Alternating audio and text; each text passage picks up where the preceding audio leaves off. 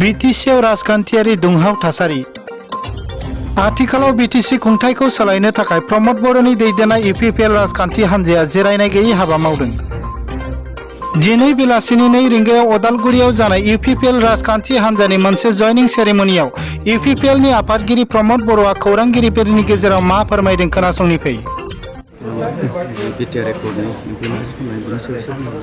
मैयायो जोङो आसामनि चिफ मिनिस्टारखौ लोगो हमदों आरो बेवहाय एनडिपि प्रग्रेसिभ आरो एनडिपिएसनि गाहाय नेहाथारि बिथां फेरेंगा आरो एबसुनि आफादगिरि नेहाथारि जों गासैबो दङमोन।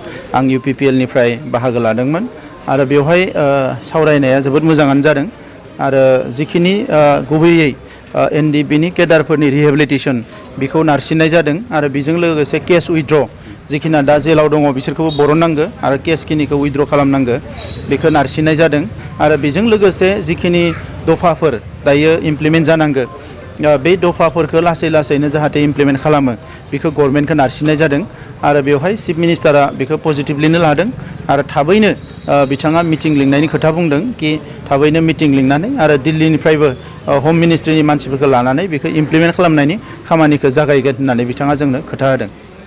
राजखान्थि बिथिङाव माबायदि? राजखान्थि बिथिङा थिगानो दङ, गासैबो थिगानो सोलिबाय थादों आरो मोनसे बियो डेम'क्रेटिक सुबुं दारा खान्थिनि जिहेतु हाबाफारि दा बेवहाय बयबो गावबा गावनि साननाय हनाय खोथाफोरखौ बुंनांगोन। दाथ' लकडाउनबो दङ, मडेल कड अफ कन्डाक्टबो सोलिबाय थादों, ओंखायनो जोङो जोंनि मानसिफोरखौ लोगो हमनानै जोङो जेरै हायो एसे एनै जों सावरायलायबाय थादों आरो परिबेसा मोजां, गासैबो इउपिपिएल सरकार फैनायखौनो लुबैदों। जोंनि हारिल' नङा गुबुन हारियाबो लुबैदों आरो सोलायजानायखौ बयबो लुबैदों। थांनाय 17 बोसोराव बिपिएफआ जिफोर खामानिखौ मावबाय बेखौ लानानै रावबो हारिया गोजोननाय गैया, ओंखायनो बयबो सोलायनायखौ लुबैदों।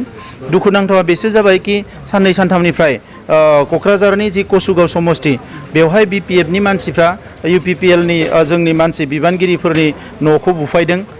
मैया हरावबो गंसे बुफायदों, दाख्लैबो बुफायदों आरो दिनै सेकादानि गामियाव जोंनि मानसिफोरखौ बिथांमोना गाग्लोबनानै खोमा जिजासे माने एटाक खालामदों। दा बेफोर जोबोद गाज्रि खोथा। थांनाय 15 बोसोरावबो बिथांमोना बेबायदिनो बहाबा माने सिगिस्ट' खालामनानै बुलाबायनानै राजखान्थि खालामबोदों। दिनै बिथांमोना मानसिफोरखौ खुगाजों बुंनानै मेल मिटिं खालामनानै सावरायनानै राजखान्थि खालामनायनि साहस गैया, गोहो गैया। मानोना थांनाय 19 बोसोराव जाख्ल'जोब्बाय, रायजो राजा गोरिब गुन्द्रानि थाखाय फैनाय फैसाफोरखौ जाख्ल'जोब्बाय आरो दिनै बेखौ नोंथांमोना टिभि चेनेलाव नुगासिनो दङ जेरैबायदि जादों साख्रि बाख्रि होनायनि बेलायावनो जा बा गुबुन गुबुन बेलायावनो जा। दा बेफोरखौ नुनानै बिथांमोना दिनै गिनानै समखिनानै लाजिनानै बिथांमोना रायजो राजानि खाथियाव जेरैबायदि खोथा बुंनांगौ बुंनो हाया, ओंखायनो दिनै जोंनि सायाव एटाक खालामनो हमदों। नाथाय बेफोरबायदि एटाकखौ इउपिपिएलआ गिया, रायजो राजाया गिया आरो बेबायदि खालामोबा बिपिएफआ रायजो राजाफोरजों गाज्रि मोनजागोन। मोनसे समाव बिथांमोना बिनिख्रुइ गाज्रिसिन थासारियाव थानो गोनां जागोन आरो बिथांमोना जेननो गोनां जागोन, बेखौनो जोङो नुयो। उदालगुरि जिल्लायाव दिनै जे आइजो माहारिया जयेन जाबाय बेनि सोमोन्दै?